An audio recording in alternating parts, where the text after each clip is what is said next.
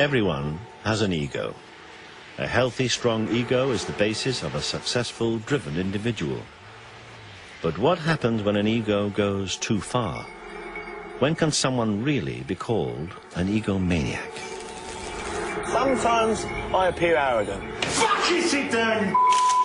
That's only because I'm the best. Everybody seemed very shaken up by September 11th, and I thought, I don't live in New York. What's it like to cross an egomaniac? I became totally lacking in confidence. No way was I ever going to have a mental breakdown, but by God, it happened. I'm not a person who would ever commit suicide, but the thoughts were very persistent.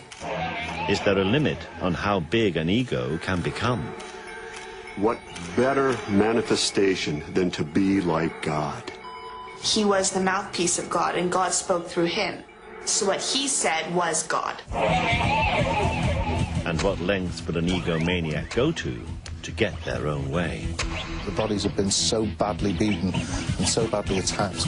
It was certainly a very gruesome scene. From the overbearing boss to the ego that spirals dangerously out of control, this film journeys deep into the mind of the egomaniac.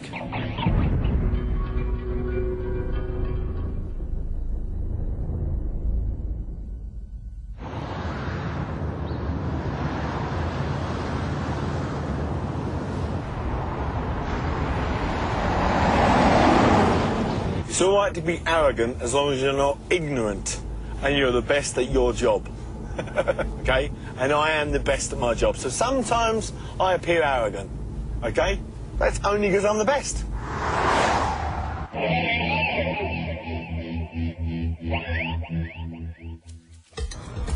Huge egos are often found in the world of business. Self-made millionaire Frank Tuff is responsible for creating Europe's biggest market, Camden.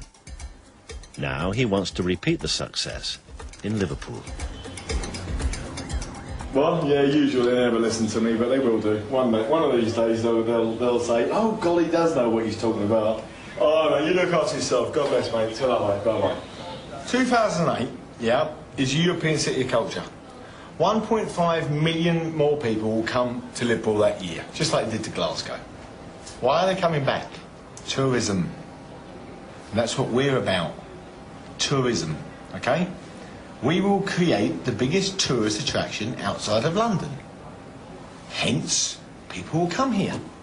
I can bring an extra 200,000 a week into Merseyside, which is half their population. Following Frank for a day, it's clear to see that he has a larger-than-life ego. But can he really be called an egomaniac? If I open 3 days a week, and you take £3,000, how much is a reasonable rent? 150. What? 150. 150? Yeah. Then you might as well pack yourself up and go now, because if I get you £3 grand a week, yeah, I'll be at least looking for £400 of it, okay? Are you crazy?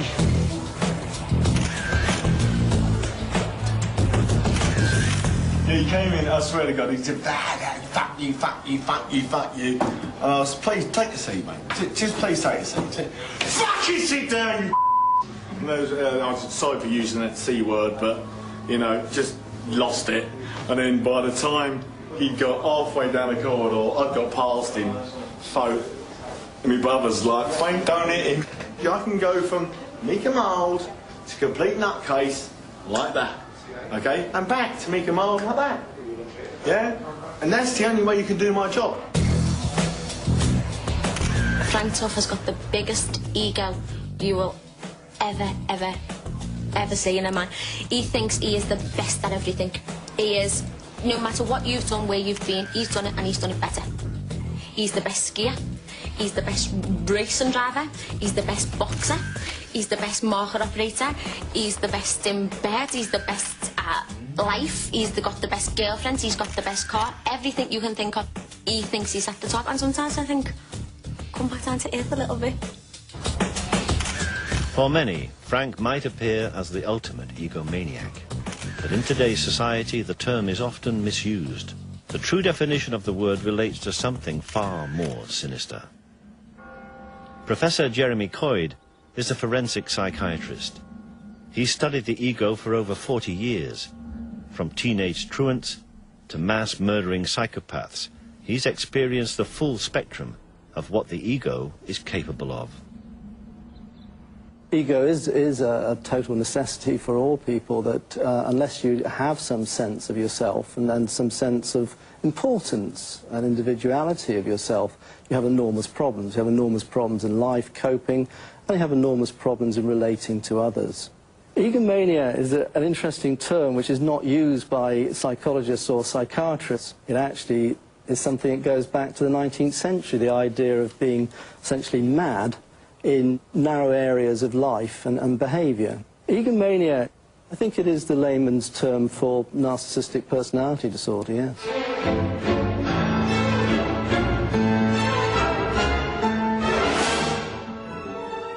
The term narcissistic derives from the mythical image of Narcissus, the boy who pined away at his own reflection and became a symbol of destructive self-love. One of the things that with narcissism is that everybody does need a degree of narcissism, and in fact narcissism relates to success in life. There's a direct relationship. The more narcissistic you are, the more financial, material success you have in life. Psychologists have defined a list of 9 characteristics associated with narcissistic personality disorder, or NPD. Many of us display these traits but learn to control them. But for those who cannot, like a pressure gauge, danger arises when the needle hits red. And Frank clearly displays 3 of the 9 characteristics. When you get confident and you can dance, yeah, the girls talk to you. And more girls talk to me than any. Arrogance. I created the biggest tourist attraction in the UK. So I know I'm good. Grandiosity. But perhaps Frank's most dominant characteristic is preoccupation with success. I drive myself hard because of failure. I never want to fail. Take the pay 105. Bollocks to it. Are you on South Street? I'm not a fucking stupid person, you know. I always want to succeed in everything I do. I want each and every one of those people chased up right now. Yeah. Okay? The ones that you know that are here, yeah. Okay, I want them in the next 29 fucking minutes. I want it now. I would call myself a very confident person, not an egomaniac. I would not call myself an egomaniac. He's an idiot. John Whelan, John. Can I shout any fucking louder? I'm a very, very quick learner. Might take me half a year to learn your job. Take me about half an hour to learn his. And about 15 minutes to learn hers. Okay? Sorry about that. That's my ego coming out. Although Frank displays 3 traits associated with narcissistic personality disorder, to be clinically diagnosed, you need to have 5 or more dominating your character at the same time. Such individuals have personalities that can border on the unhealthy. Everybody seemed very shaken up by September 11th, and I thought, I don't live in New York.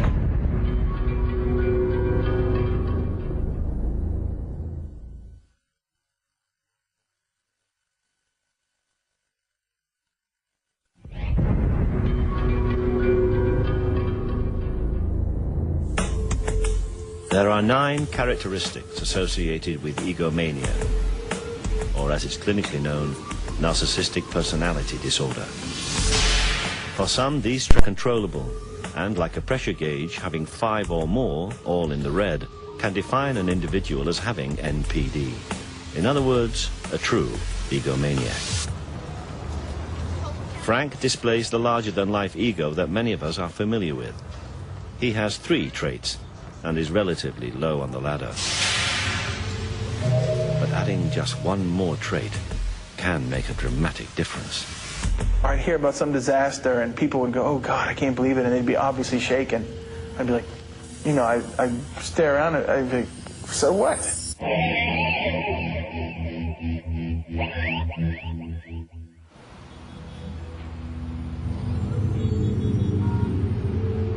David sits on the next rung of the ladder. He has 4 characteristics associated with NPD, and the most dominant one is a lack of empathy. For fear of losing his job, he wishes to remain anonymous. I felt it very much on September 11th, as a matter of fact. I mean, everybody seemed very shaken up by September 11th.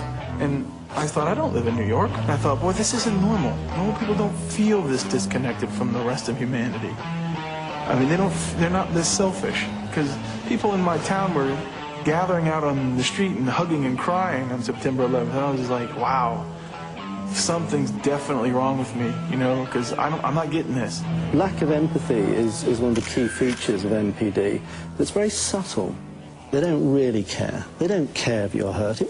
They won't be sad if you're heartbroken. These individuals are ultimately unable to love. They don't have true, deep feelings of caring for others. But actually, lack of true feelings, lack of feelings of guilt, lack of feelings of remorse in the more severe cases of NPD can actually facilitate you getting what you want. If you don't feel sorry because you've hurt somebody or somebody's lost because you've conned them or you've committed a fraud, then what the hell? You get on.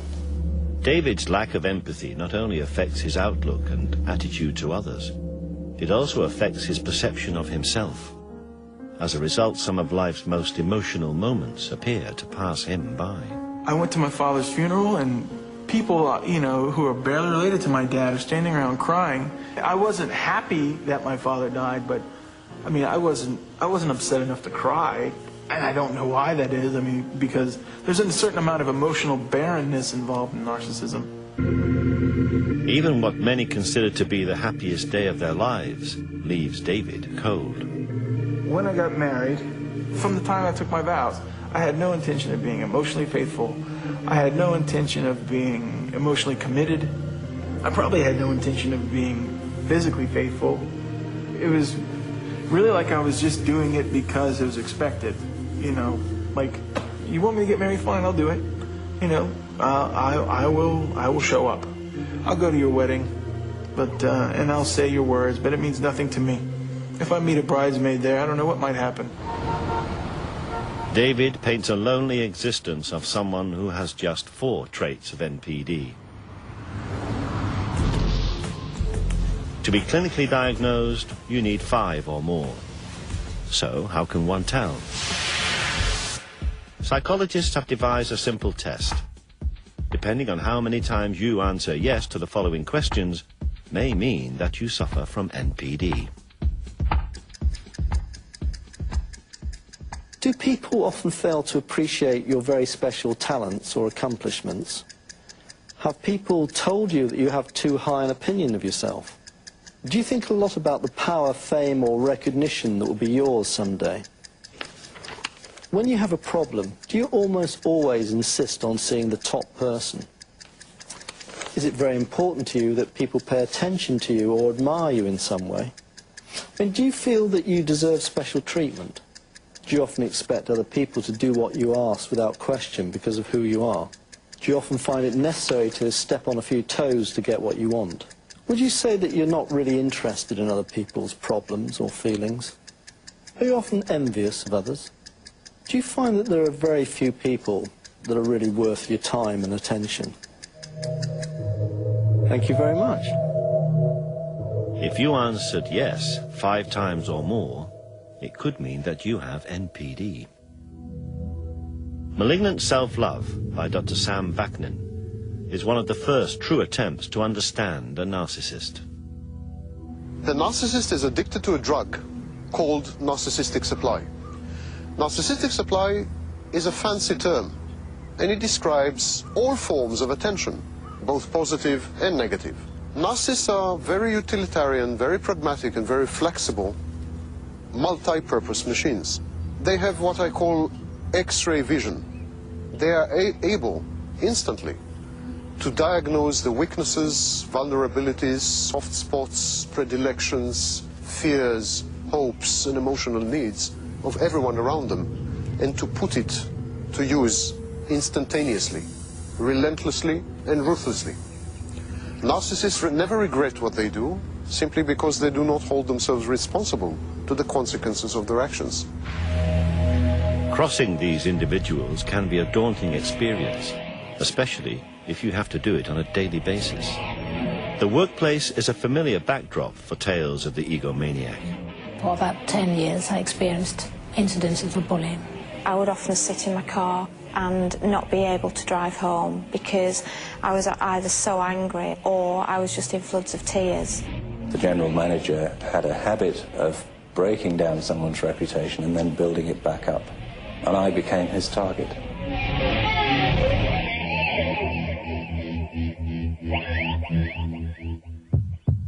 Charlotte was once a successful personnel manager for a high street store. Soon her dream job turned into a nightmare when her female boss began to make her life unbearable. When I first met her, she was extremely charming, very friendly and personable, and I felt that we would have a very strong working relationship.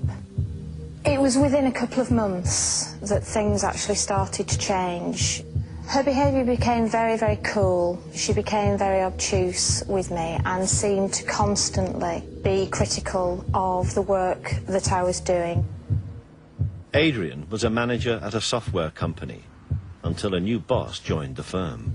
My line manager called me into a room for an informal chat. In that chat, it turned out that it was a disciplinary hearing, and he said, "We're going to have to give you a written warning," which was a real surprise to me. And he said, "Well, your performance is being monitored. People are watching you." Ellen, the school teacher, claims the headmistress launched a smear campaign designed to ruin her. The daily inspections became very much an intrusion in my relationship with my pupils. That was what was the most difficult part of it. It made me feel very nervous. It made me feel I was being watched. The black shadow coming into the classroom. Most narcissists become bullies in the workplace. They taunt, they torture, they sadistically inflict pain, sometimes unnecessarily, mainly on their underlings. They are obsequious to the higher-ups and sadists to their underlings.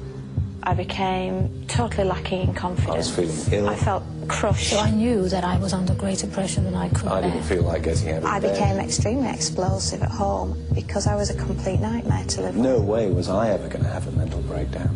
But by God, it happened. I'm not a person who would ever commit suicide, but the thoughts were very persistent. Narcissists resent weaknesses, resent vulnerabilities, and as a result, they resent weak people, vulnerable people.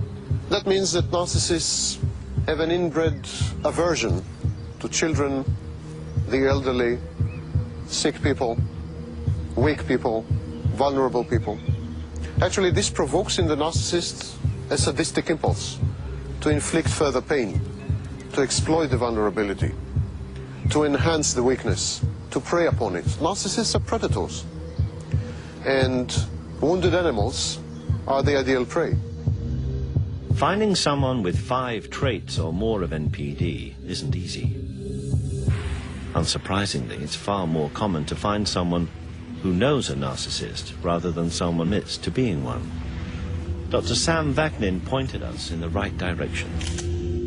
Leading a cult where critical faculties are suspended, where people are mere instruments of gratification, where discipline is maintained, where criticism is unheard of.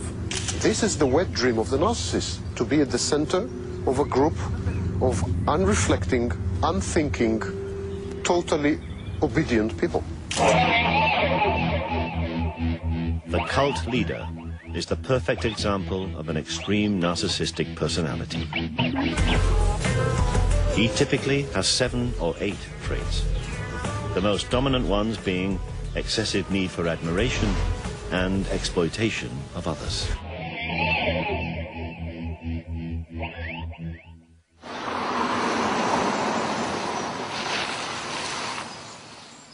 Bob Pardon has studied cults for 15 years. He runs a self-help group for victims and believes religion is the perfect tool for a narcissist to control others. We're going to be dealing this time with narcissistic personality disorder. And a number of years ago, Judy and I came across the material of a man by the name of Sam Vaknin.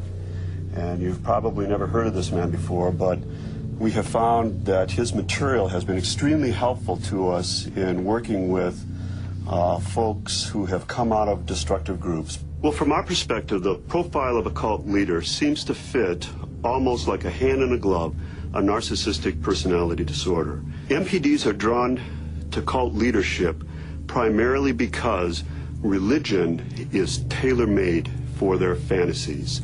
What better manifestation than to be like God? Of all the cult leaders, it would be hard to find a bigger egomaniac than David Berg. His cult, the Children of God, which he founded in 1968, ended up mirroring his own worst narcissistic characteristics. It soon became a global movement, expanding to over 130 communes. But for many, it was a prison of exploitation, abuse, and mind control. Some examples of David Berg's narcissistic personality disorder.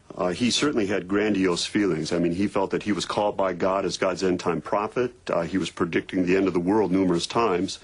He was certainly obsessed with fantasies of unlimited success and fame. So there are numerous examples of Berg fitting NPD across the board. For those born into Berg's cult, they had no choice but to follow his idealism, such as the Jones sisters, who witnessed Berg's extreme narcissism from an early age. It was not that Berg was replacing God, it was that he was the mouthpiece of God and God spoke through him. So obviously we couldn't understand God, we were just, you know, the stupid children, and he was the one that was going to explain God to us. So what he said was God. David Berg often said that he was the only one with the wisdom, he was the only one who could interpret biblical prophecy. He was the last prophet of the end. Many religious cults result in mass suicide, but sometimes they are havens for something just as sinister. Berg created his own Bible in order to spread the idea of promiscuity. He was involved in all kind of sexual deviancy. He glorified just sex on a level that is beyond understanding practically.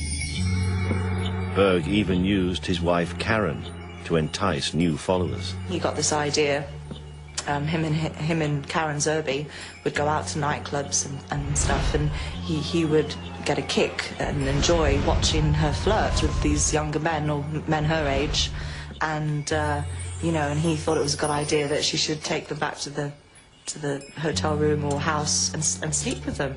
You know, he didn't sell it to the membership as prostitution, he sold it as flirty fishing. He was the fisher, the women were the bait with the hook, and these lonely men, lots of money, were the fish. Berg's idealism began to catch on. As the membership grew, shockingly, Berg removed the age limit for sexual partners. Sex was just a part of life. It was all around you. The adults were walking around naked. They were having sex right there every single night in your room. Your teacher would have sex right there. We'd have classes, live classes demonstrating how to have sex, teaching us. We'd have date nights where we'd pair off as little 2-3-year-olds and, you know, have mock sex basically. Except for some of the kids actually were doing it realistically because they'd been taught in a live class. You know, I had to be aware that an adult man was in love with me, and I was only 6 years old. If there was an adult male in the commune that took a fancy to you, you couldn't do much about it, really. In some cases, even if it wasn't forced, if you weren't raped, it was still abuse because it was an abuse of power. All the adults, there was no one that you could go to complain if anything did happen. Incredibly, Berg led the Children of God for a quarter of a century before his death in 1994. Some will never forget his narcissistic personality. His legacy to our generation is just a lot of pain. I've seen so many hurt individuals. I know a lot of our generation have committed suicide or gotten into drugs, or, you know, it's messed up their lives completely, and a lot of brave ones who have moved on and made something of their lives, and it's very commendable. But to our generation, only harm has come out of David Berg's teachings.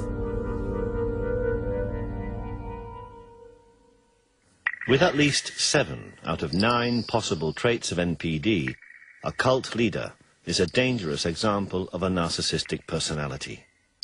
But what type of individual would have all 9? Never before has anyone been diagnosed with the full set. Until now. Normally, most individuals have 1 or 2 of the characteristics of narcissistic personality. Brian had 9. All 9.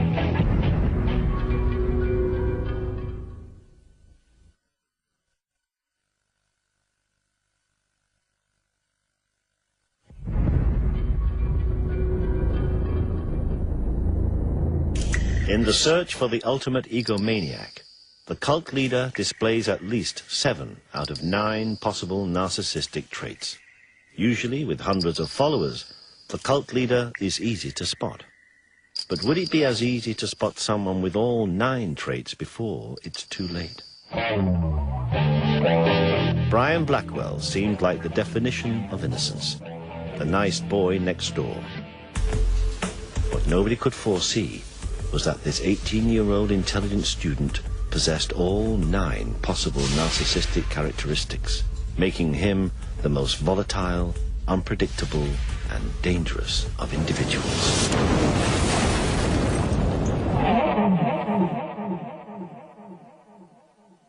On the 6th of September 2004, the bodies of Brian and Jackie Blackwell were found in their home just outside Liverpool. It was certainly a daunting scene.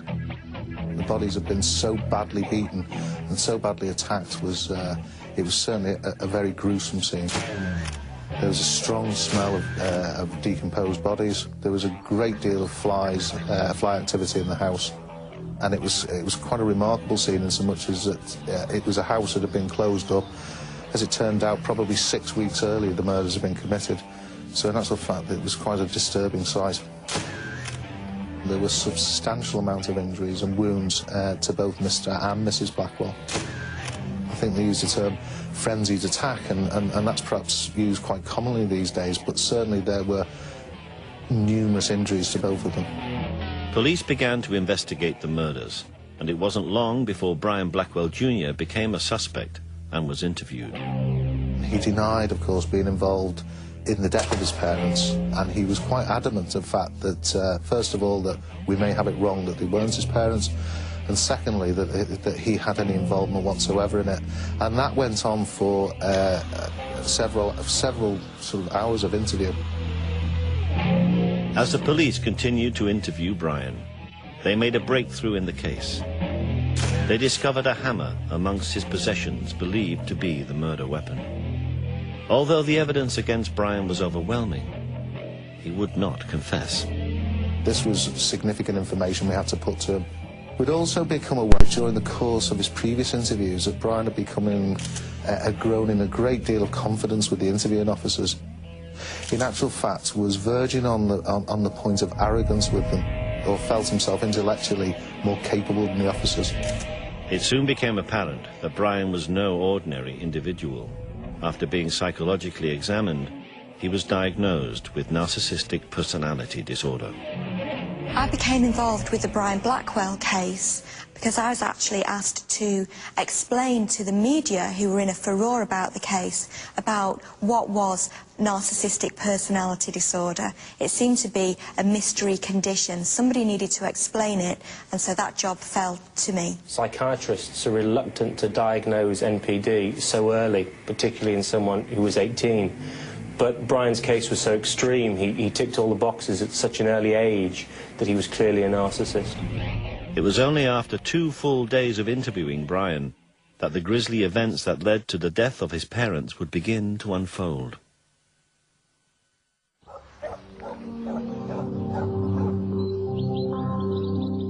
From an early age, growing up in Melling, Brian's behaviour didn't go unnoticed.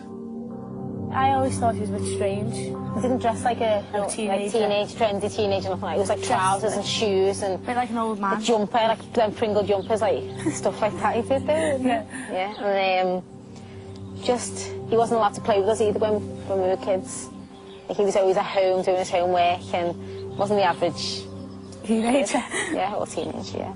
I felt sorry for him a little bit though, because his mum was always at him all the time, wasn't she? Yeah, like him and his dad studying all the time. Like yeah. if you'd always hear like Brian, like shouting and stuff like that. Yeah, he was always studying all the time. Brian's relationship with his mother is very interesting. It would appear that Jackie Blackwell was quite a difficult person to live with. Most of her emotional needs were met via Brian. She doted on him, and she very much seemed to want to keep him as a younger child. He says that his mother used to control every aspect of his life. When Brian attended Liverpool College, the controlling hand of his mother was never far away.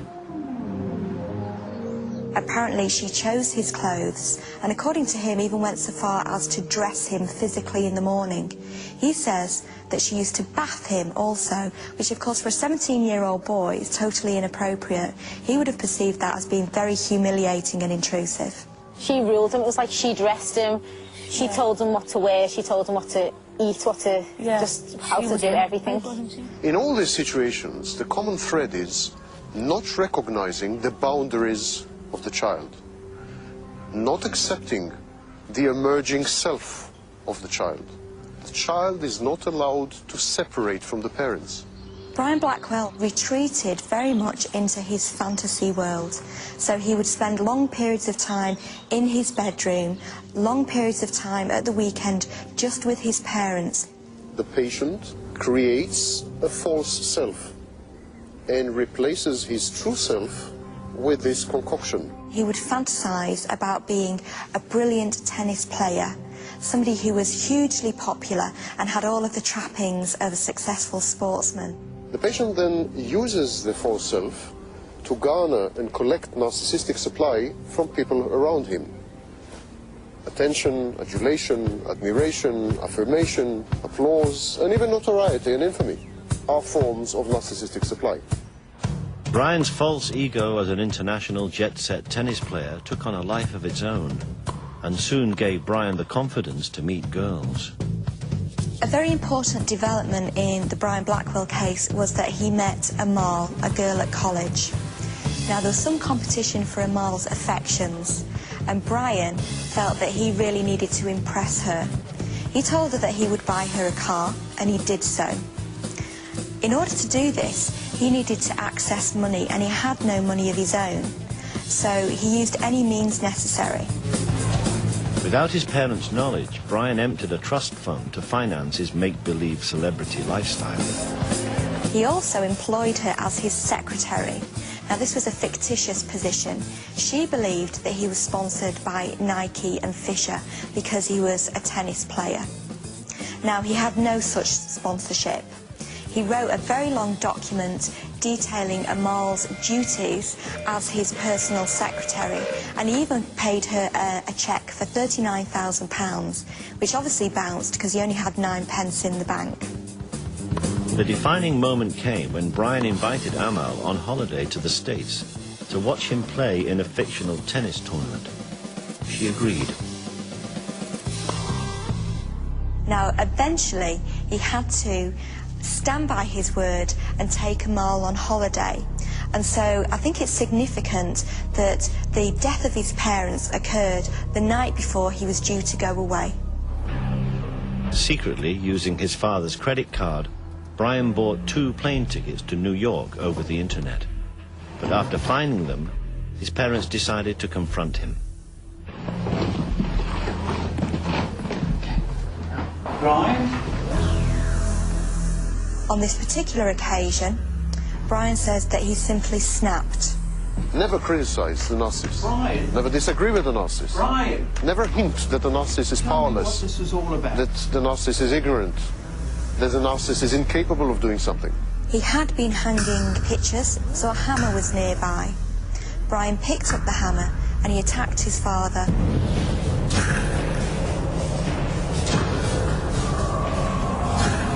He said that he just launched the hammer at his father's head.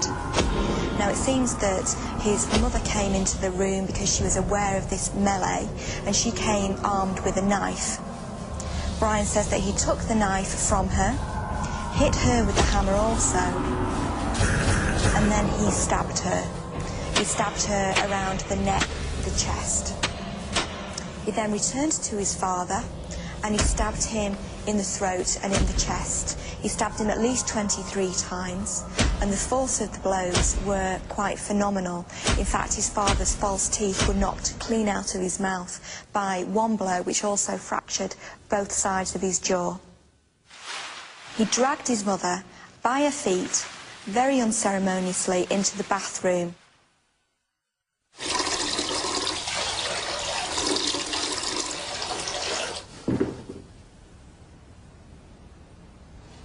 Now, I think it's interesting that his mother used to bath him.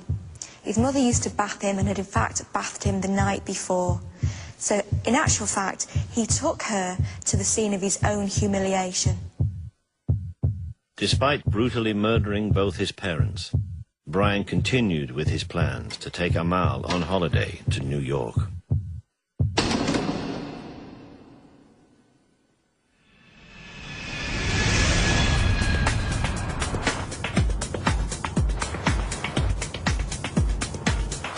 One of the most incredible features of this is that, having killed his parents, that within a very short period of time, he seems to have been able to switch off this awful event, meet up with his girlfriend, go on holiday, to the extent that he then spent almost 2 weeks with her, where she never suspected for a moment, apart from one incident she recalls that he seemed to be getting upset and went into the bathroom and came out minutes later and was fine. And he was able to put this whole horrific event, you know, to the back of his mind.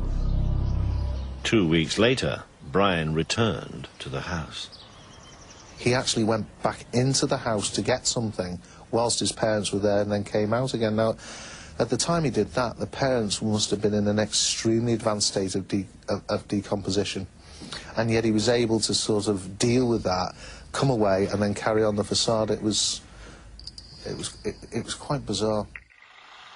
Finally, after 2 days of questioning, Brian confessed to killing his parents.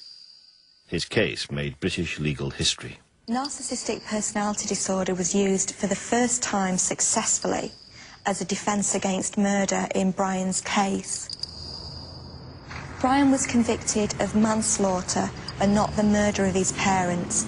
The court accepted that his responsibility for his actions was diminished by the fact that he had a narcissistic personality disorder. Although Brian Blackwell's charges were reduced, it seems unlikely that he will ever be released. He certainly cannot be interviewed. Actually talking to someone who suffers from all 9 traits of NPD, who wasn't a cult leader or already in prison, appeared to be an impossible task. Narcissists never admit their faults. Narcissists never accept responsibility. It's not like the narcissist is likely to come forward and proudly say, I'm a narcissist, and it's not something to be proud of. And it's not something the narcissist admits to. No, forget this. It's very bad. Bloody hell. Just a second. These kids, shoot them. However, sometimes the answer can be staring you right in the face. Listen, if the answer is not what you expected, cut camera. I've repeated this 17 times. Cut.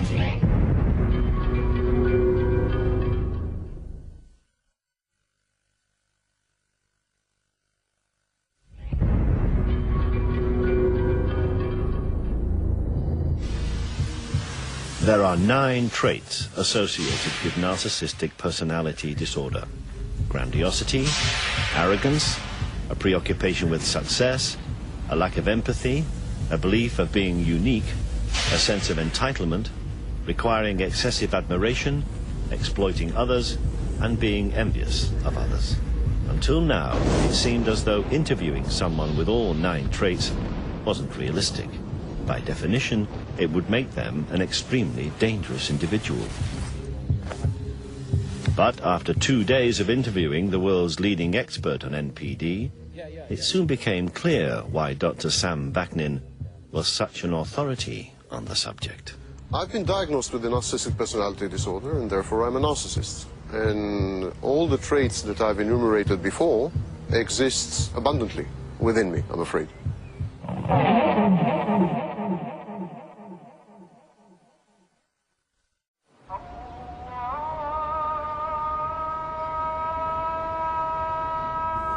We had finally found a level 9 narcissist.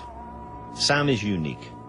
He not only has all 9 traits, but he's been aware of his condition for over 20 years. I'm a self-aware narcissist, which is a rarity. Most narcissists are not self-aware. They have no introspection. They don't have the ability to step aside and look at themselves and realize that they are the source of their own misfortunes, defeats, and troubles. But self-awareness is not like healing, is not the same as healing. If one is aware that one is a cocaine addict, that doesn't wean him off the drug. In a drastic attempt to cure himself, Sam has lived in a self-imposed exile in Eastern Europe. I was first diagnosed with the narcissistic personality disorder in 1984 or 5. My narcissism affected each and every field of my life. Cut. Let's start from the beginning. Sam's authority on the subject is second to none, but filming a level 9 narcissist was never going to be easy. I'm unable to sustain long-term relationship. I don't feel, I have no emotions that I'm aware of.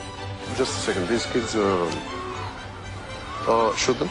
I don't know why people are not born adults. Absolutely unnecessary stage. I'm unable to work with other people in teams. I am unable to hold on to a job. Actually, I'm unable to sustain any kind of social interaction. No, forget this. It's very bad. Really? Cut. Beginning. And the result, of course, is that I am a social recluse. No, cut. I mean, we start again. Let's go on to the next questions. The thing I really miss, and that I would have liked to experience, is the ability to feel, the ability to emote, and the ability to relate to other people as full-fledged, three-dimensional individuals. That was so-so, but I hope it captured the spirit of it. I feel sad most of the time. I feel depressed most of the time. I wish I were different. I don't think, however, that this is possible. No, cut that. No, let's start again. Although Sam admits his inability to have any type of emotion, he has a wife, Lydia, who chooses to stay with him, despite his condition. Regardless of what people might think of us, Lydia and I are compatible, and to some extent I think we're happy. Yeah. We exchange. He takes what he needs from me, I take what I need from him. My father was extreme narcissist, so I developed some senses how to cope with him, to be, peaceful, to avoid shoutings, to avoid the verbal, and to avoid physical abuse by his side. Can you hear me? Yeah. Yeah, the noise is not...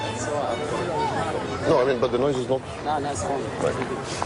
Why you are so aware of the environment? Why does it disturb you? Why does it disturb you? I fully realize that if the kids scream or music starts... Look, it's not your business. Someone else takes care about it, so enough. But I'm not in control. Yes, so no, you are too much of a control. You must have control of everything, so it's not that I must direct Mark, directing me. Yeah. I need to be in absolute control. I need to be in absolute control of people, I need to be in absolute control of situations. I am a control freak. You are directing this film. I don't like that. I want to direct this film. I'm the authority. I'm the supreme authority. I'm far superior to you. I'm omnipotent. I'm omniscient. And you are challenging me not by doing anything. You're a very nice guy, but you're challenging me by your mere existence and by your mere position. You're telling me what to do. Because I need to be in control, and because I'm grandiose in my self-perception, I challenge authority all the time. And because I challenge authority unsuccessfully all the time, I rage.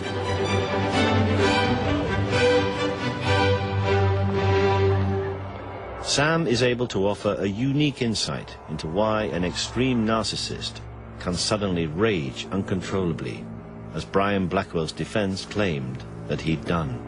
When I feel insulted or injured, I feel that I have been negated, that I've been annihilated. I feel that I'm dissolving into molecules. I feel that my very being, the core of my being, my essence, is being threatened directly. And I feel that I have to immediately restore balance by nothing less or nothing short of eliminating the source of frustration. It's not really vengefulness or vindictiveness. It's a desperate attempt to kill even the slightest hint of criticism or disagreement, threatens the precarious balance that I've created over many years, the balance that constitutes my personality. You are out to destroy and kill me, so I'm out to destroy and kill you. Dr. Sam Vaknin, Brian Blackwell, and cult leader David Burke are all extreme examples of narcissistic personality disorder. But can they be cured? It's very difficult to cure personality disorder. Personality disorder, by its very definition, is an enduring and stable part of somebody's psychological makeup. But what you can do is that you can help people to control their traits. Many therapists and mental health professionals would tell you that narcissism is treatable, that it can be either reversed or utterly cured, or at least some of the behaviors can be modified. And that is largely untrue. Narcissism is the narcissist's personality. You can't cure the narcissist because you can't take away his personality. It's estimated that there are as many as 6 million people worldwide who may be suffering from varying degrees of NPD. But with such an underdiagnosed condition, that number could be far greater. So it's very difficult to know who exactly has it, because by its very definition, if you are narcissistic, you think that you are better than other people, you're great, so you're not going to go to the doctor and complain. What is certain is that those diagnosed with narcissistic personalities, in other words, true egomaniacs, satisfy their need by preying on others. And for that reason, they will never go hungry. We are superior subspecies. We transcend humanity. We are Nietzsche's Superman. We deserve the subservience and the availability of everyone around us. Luckily, every year 100 million people are born throughout the world. We have 100 million new choices every year.